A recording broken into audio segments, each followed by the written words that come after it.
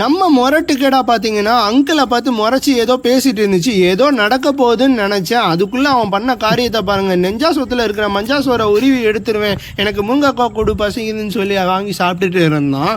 எங்கள் அங்கிள் பார்த்தீங்கன்னா முருங்கைக்காவையும் முருங்கைக்கீரையும் முருங்கைக்காவை வந்து உடச்சி இந்த ஆடுகளுக்கு ஊட்டி விட்டு முருங்கை மரமாகவே மாறி நின்றுட்டு இருந்தாப்புல. சரி பாவம் பொழைச்சி போன்னு சொல்லி நம்ம கெடா விட்டுட்டான் அங்கிளை.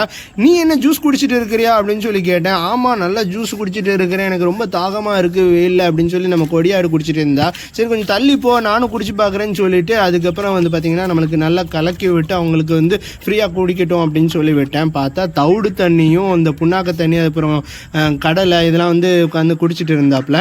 நம்ம வாத்து குஞ்சன்ஸ் என்ன செய்கிறாங்க, சவுண்டை காணாமேன்னு சொல்லி பார்த்தா நம்ம கூஸ் வாத்து பார்த்தீங்கன்னா நாட்டு வாத்தை துரத்திக்கிட்டு இருந்துச்சு. சரி என்ஜாய் பண்ணுங்க மிரட்டுங்க அப்படின்னு சொல்லியாச்சு. முயல் குண்டு கடியில் பார்த்தீங்கன்னா ஒரு முட்டை இருந்துச்சு, போய் லபக்குன்னு அமக்கின்னு வந்துட்டேன். பார்த்தீங்கன்னா கின்னி கோழி முட்டை. மறக்காமல் லைக் போட்டுருங்க.